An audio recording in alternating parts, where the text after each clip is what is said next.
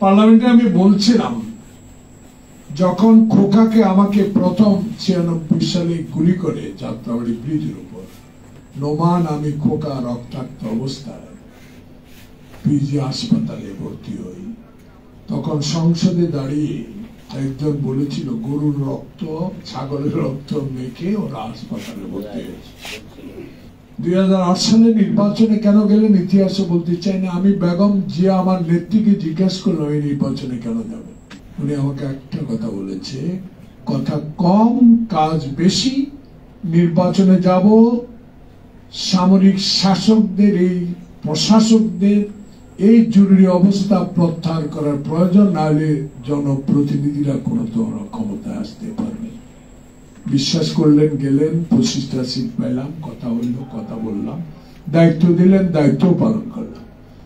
ফেলানিকে গুলি করে তার কাটায় ঝুলে রাখলো, তখন আমি পয়েন্ট অফ অর্ডার দাঁড়ালাম, আব্দুল হামিদ সাহেব স্পিকার, চিৎকার দিয়ে দাঁড়াইয়ে গেলাম, বসেন, বসে যাই। স্পিকারকে মানতে হয়, আপনি বসেন, বসে যাই, আবার দাঁড়ান। ফ্লোর কিন্তু এত শক্ত কঠিন লোক, তুমি বুঝতে পারে কে কি বলবে। তবুও দাঁড়ালাম, শেষ মুহূর্তে দিল। দেওয়ার আগে আবার হাত তুলে বসলো আশরাফ সাহেব, তখন সাধারণ সম্পাদক নিয়ে আওয়ামী লীগ, আমাদের মহরম জাসদের 2018 ছিল জাসদের। উনি বলেছে যে খালেদা জিয়াকে প্যাকেট করে শেখ হাসিনা, আমি ছিলাম নদিন পার্লামেন্টে, আমার কোনো একটা কাজের বাইরে ছিল। পরে আমাকে একজন বললো যে শেখ হাসিনা বক্তব্য দিয়েছে, উত্তর তোমাকে দিতে হবে, ম্যাডাম আজকে আসবে না, মধুর সহ থাকবে না। উনি বলেছে যে যারা সংসদে আমার বিরুদ্ধে, বাইরে আমার বিরুদ্ধে কথা বলে ওদেরকে প্যাকেট করে পাকিস্তান পাঠাবে।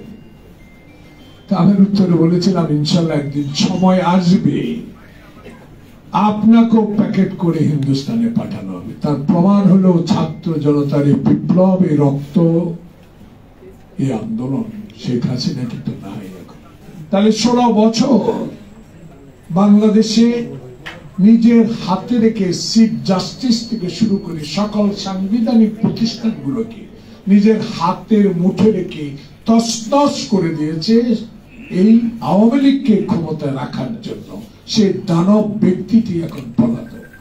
মাননীয় ডক্টর ইউনূস, আপনি যখন নোবেল বিজয়ী হয়ে বাংলাদেশে আসেন, আমি ক্ষুদ্র ব্যক্তিও আপনার এয়ারপোর্টে আপনার সাথে ছবি উঠাবার সৌভাগ্য হয়েছে। আপনার কাছে বিনীত অনুরোধ থাকবে, জনপ্রতিনিধির হাতে অবিলম্বে ক্ষমতা হস্তান্তর করে একটা প্রক্রিয়া আপনাকে সৃষ্টি করতে হবে। বাংলাদেশের কোন জনগণ আপনাকে অবিশ্বাস করবে না, কিন্তু একটা জিনিস লক্ষ্য করা যায়, লক্ষ্য করতে হবে আপনার মতো যে লোকটি বিশ্বের দরবারে বাংলাদেশের মানচিত্রের মতো আরেকটা মানচিত্র খাড়া করিয়ে পৃথিবীর ইতিহাসে আপনি নোবেল বিজয়ী আমাদেরকে পরিচিত করে দিয়েছেন। আপনার মতো সে ব্যক্তিটিকেও 14 তলা পর্যন্ত পায়ে হেঁটে উঠতে হয়েছে, লিফট বন্ধ করে দিয়েছে শেখ হাসিনা। কিন্তু আপনাকে মনে করতে হবে 100-র উপরে গার্মেন্টস বন্ধ। এটা কি ইন্টেরিয়াম গভর্নমেন্টের ডিজি, এনএসআই যারা হাসিনার আমলে বিএনপি অফিসে অস্ত্র আছে খবর দিয়ে প্যাকেটে করে অস্ত্র নিয়ে অস্ত্র রেখে সে অস্ত্র উদ্ধারের নামে আমাদেরকে মামলা দিয়েছে। সেই লোকগুলো কি এখনো আছে না নাই আমরা জানি, কিন্তু তাহলে আপনার অধীনে আপনার কাছে অনুরোধ বিনয় করে বলতে চাই, আপনার ডিজি, ডিএফআই, এনএসআই, গোয়েন্দা তদন্ত করে দেখেন এই গার্মেন্টস আশুলিয়ায় কার নেতৃত্বে কারা টাকা দিচ্ছে এই অশান্তি সৃষ্টি করে বাংলাদেশে সমস্ত গার্মেন্টস ফ্যাক্টরি করে বন্ধ করে দিয়ে হিন্দুস্তানের সমস্ত ফ্যাক্টরিতে আবার এই কাজগুলো নেওয়ার একটা চক্রান্ত যারা শুরু করেছে। কেন এখনো এসব বিষয়ে আপনার কথা বলার প্রয়োজন আছে বলে আমি মনে করি।